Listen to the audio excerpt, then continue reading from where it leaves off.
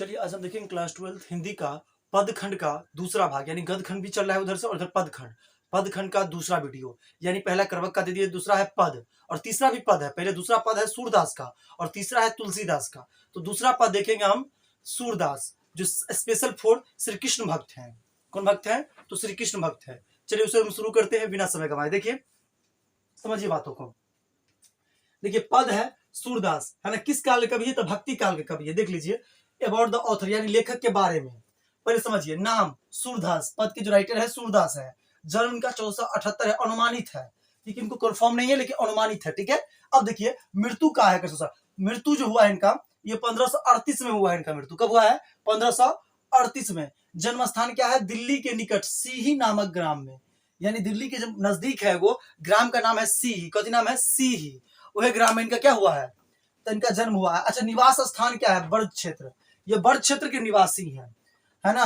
भक्त तो श्री कृष्ण भक्त है, ये उनके सबसे स्पेशल भक्तों में से हैं, है ना। यानी श्री कृष्ण पर अपना सभी चीज नौछावर कर दिए थे, ठीक है। श्री कृष्ण भक्त है। दीक्षा गुरु कौन है? तो प्रभुपाद जो है बल्लभाचार्य है, ठीक है। रचना का भाषा जो है ब्रज भाषा। ये जो कवि है ब्रज भाषा के कवि है। किस भाषा के? तो ब्रज भाषा के। देखिए, माता का नाम है जमुना दास, पिता का नाम है रामदास, है ना, पंडित रामदास, ठीक है। उपनाम इनको पूरा नाम अगर कहा जाए तो मदन मोहन सूरदास है ना। उपनाम इनको मदन मोहन भी कहा जाता है, ठीक है। इतना रहेगा। आपको ऑब्जेक्टिव रूप में पूछ देगा आपसे कि कृष्ण भक्त जो सूरदास है किस भक्त है, किसके भक्त हैं? तो श्री कृष्ण के भक्त हैं। पूछ देगा कि सूरदास का जन्म कहाँ हुआ था? तो दिल्ली के निकट सीही नामक ग्राम में कहिएगा, है ना। जन्म कब हुआ था? तो 1478 में, लेकिन अनुमानित है, ठीक है। और मृत्यु तो 1538 ईस्वी में। कब हुआ था?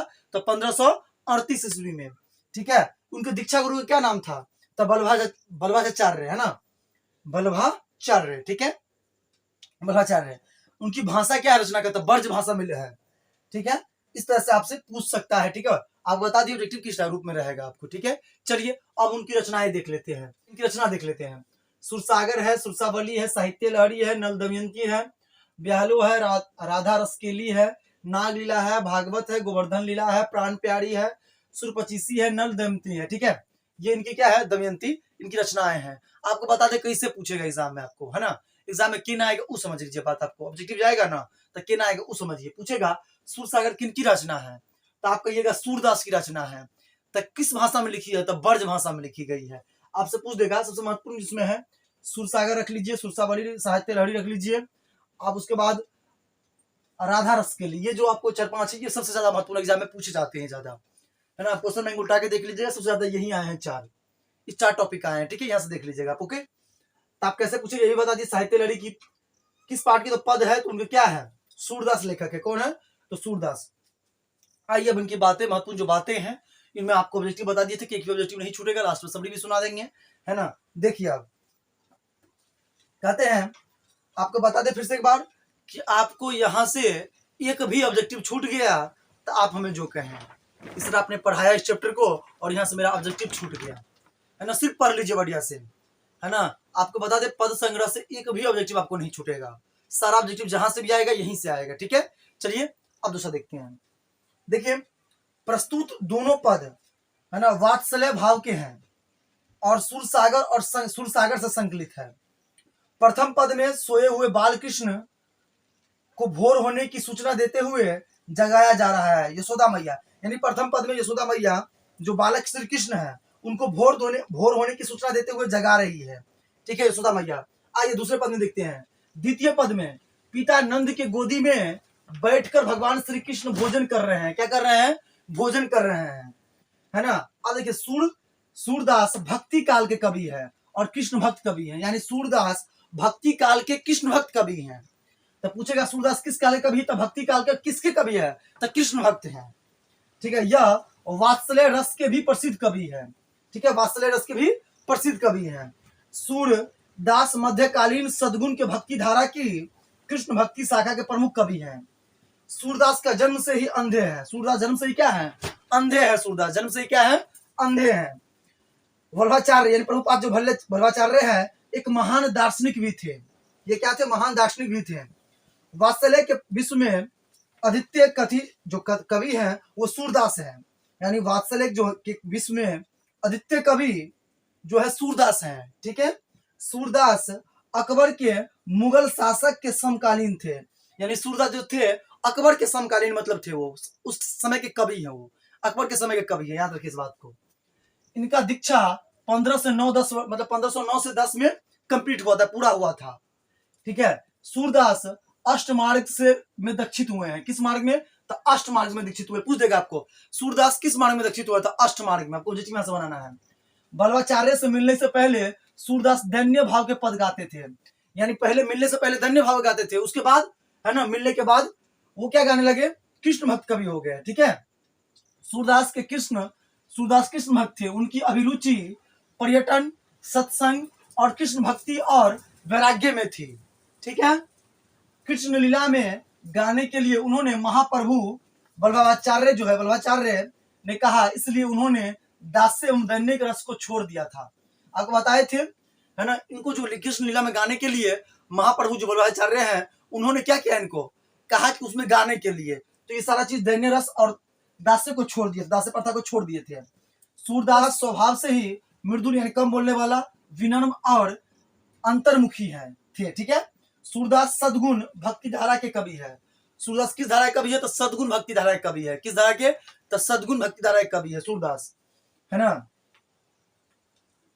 उसके बाद सुदत्तवाद आया था, उसके प्रवर्तक है महाप्रभु वल्लभाचार्य है। ठीक है, श्री कृष्ण का जन्म देवकी जी के गर्भ से हुआ। श्री कृष्ण का जन्म किसके गर्भ से हुआ?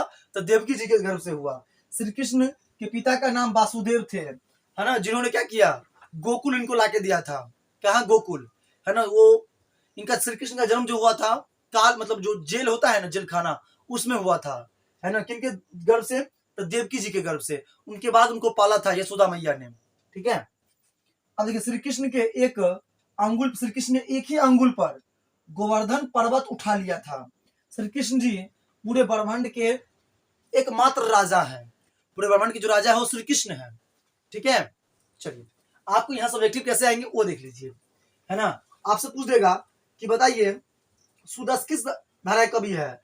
तो भक्ति काल के, ठीक है, वात्सल्य कवि है। ठीक है, ये बात सब याद रखिएगा, है ना। आपको यही सब्जेक्टिव आते हैं ज्यादा। अष्टमार्ग में दीक्षित हुए, उनकी दीक्षा कब पूरा हुआ था?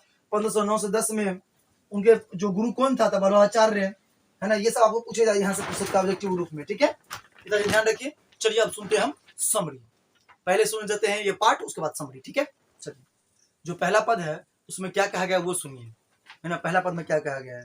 जागिए बर्ज कुंवर कमल कुसुम फूले, जागिए बर्ज कुंवर कमल कुसुम फूले, अकुमुद वृद्ध संकुचब है भृंग लता भूले, तमुच चूड़ खगरो तमचूड़ खगरोर सुनहु बोलत बनराई, रभती गौ खरीकनी में बछरा हित धाई, विधु मलिन रवि प्रकाश गावत नर नारी, असुर श्याम प्रातः उठो अंबुज कर धारी, है ना। इनका मतलब हुआ कि सूरदास भक्ति कृष्ण कवि है, जिनके पहले भाग में क्या कहे वो समझ लीजिए, है ना। पहले भाग में माता यशोदा बालक कृष्ण को जगाते हुए भोर होने की सूचना देते हुए कहते हैं कि हे ब्रज कुमार, हे ब्रज राजकुमार, कमल का फूल खिल चुका है, रात को खिलने वाले कुमुद मुरझा चुके हैं, चंद्रमा मलिन हो चुका है और सूर्य अपनी किरणें बिखेर चुका है, नर नारी गायन कर रहे हैं, गाय अपने बछड़ों को ढूंढती हुए जो रभा रही है, और सूरदास के श्याम आप उठ जाओ, है ना। सूरदास के श्याम आप उठ जाओ, भोर हो चुकी है, कमल धारण किए हुए श्याम उठ जाओ, अब प्रातः हो चुकी है। ठीक है, ये पहले पद के थे। अब दूसरे पद देख लीजिए। कहता है जयवंत श्याम नंद की कन्या कछुक खात कछु धरनी गिरावत, छवि निरखती नंद रनिया, है ना। छवि निरखती नंद रनिया, है ना। उसके बाद कहता है वरी वरावेशन बहुभातिनी, व्यंजन विविध अग्निया डारत खात लेत अपने कर, रुचि मान दथी दोनिया, मिश्री दथी माखन मिश्रित करी, मुख नावत धबी धनिया, यानी सॉरी छवि धनिया, नावत छवि धनिया, आपुन खात नंद मुख नावत, सौ छवि कहत न वनिया, जो रस नंद जसोदा विलसत, सो नहीं तिहु भुवनिया, आ भोजन करी नंद अचमन अचमन, लिन्हो मांगन सुर जुठनिया। है ना, ये दूसरा पद था, इसका हिंदी अर्थ समझ लीजिए। कहते पद के दूसरे भाग में बाल कृष्ण, जो बालक कृष्ण है, अपने पिता नंद जी के गोद में बैठकर भोजन कर रहे हैं, जहां बेसन से बने हुए अनगिनत व्यंजन रखे हुए हैं, किंतु उनका मन दही के मटके पर ज्यादा जाता है। वह अपने हाथों से लेते हैं, खाते हैं, जिसमें से कुछ खाते हैं तो कुछ गिराते हैं। वह खुद भी खाते हैं और अपने पिता के मुख में लगाते हैं। और उन सभी दृश्यों को देखकर माता यशोदा मुस्कुरा रही है। तीनों लोग के जिस रस का आनंद माता यशोदा और नंद बाबा ले रहे हैं, वो किसी को प्राप्त ही नहीं हो सकता।